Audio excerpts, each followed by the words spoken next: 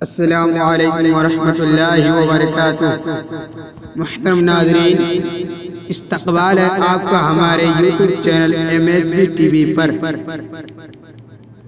بسم اللہ الرحمن الرحیم، وبہ نستعین، اما بعد۔ میرے دوستو، آج امت کا حال دیکھیے، مشرکوں کی، اللہ کے باغیوں کی، نافرمانوں کی، فاسقوں فاجروں کی، مجوسیوں کی، یہودیوں کی، کس کی موافقت کر رہے ہیں ان کے برے اعمال کے اندر، اور نبی کریم صلی اللہ علیہ وسلم تو روزے جیسے عمل میں بھی مخالفت کا حکم دیا تھا یہودیوں کا۔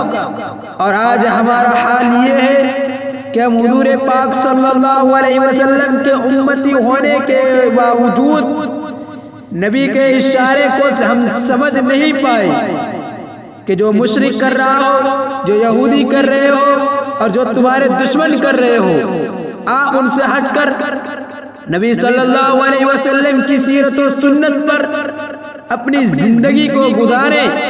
لیکن آج ہمارا حال تو اس وقت یہ ہے کہ محرم الحرام کے اندر ان لوگوں کے طریقوں کو اختیار کر رہی ہے امت جو صحابہ کے دشمن ہے۔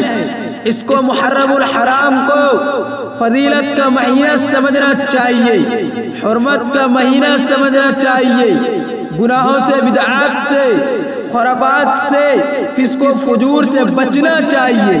لیکن امت کا حال یہ ہے کہ اس طبقے کی بھی طور طریقے اختیار کر رہے ہیں جو اللہ اور اس کے رسول کے اور اس کے صحابہ کے دشمن ہیں، بدعت و خرافات میں انہماک ہے۔ اس لیے ہم کو یہ سمجھنا چاہیے کہ بدعت گمراہی ہے، کل محدثۃ بدعہ وکل بدعۃ ضلالہ وکل ضلالۃ فی النار۔ محرم میں بہت سی بدعات اور خرافات جنم لی ہوئی ہے، اور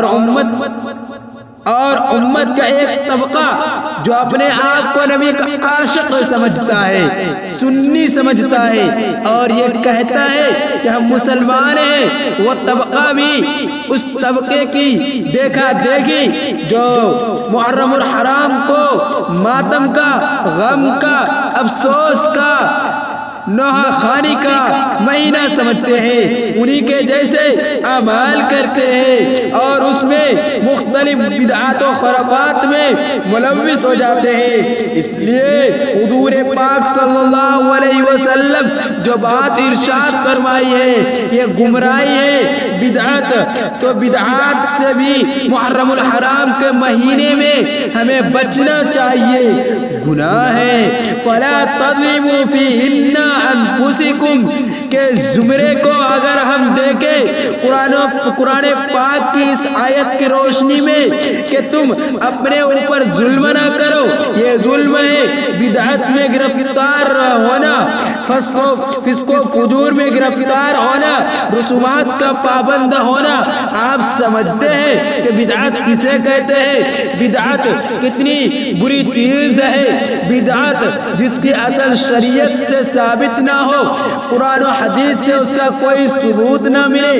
حضور پاک صلی اللہ علیہ وسلم، صحابہ کرام رضوان اللہ علیہم اجمعین، تابعین، تبع تابعین کے مبارک زمانے میں وہ کام نہ ہوا ہو، اس کو دین اور ثواب سمجھ کر کرنا یہ ہے بدعت۔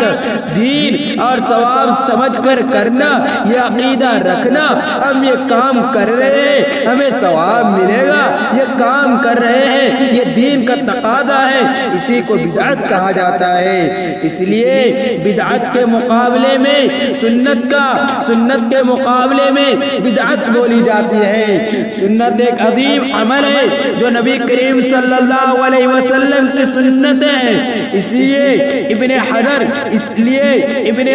اسقلانی رحمت اللہ علیہ نے فرمایا ہے بدعت اصل میں اس چیز کو کہتے ہیں جو بغیر کسی سابق مثال اور نمونہ کے ایجاد کی گئی ہو، اور شریعت میں بدعت کا اطلاق سنت کے مقابلے میں بولا جاتا ہے، لہذا وہ مذموم ہے، بدعت مذموم ہے، اس کی طرف نہیں جانا چاہیے، چھوڑ دینا چاہیے۔ اسی طرح دوستوں اور کتابوں کے اندر البدایہ والنہایہ، عمدۃ الفقہ وغیرہ کے اندر بھی یہ بات ہمیں ملتی ہے کہ قرآن اور حدیث صحابہ کرام تابعین تابعین کے زمانے میں جس کا کوئی وجود نہ ہو وہ بدعت ہے۔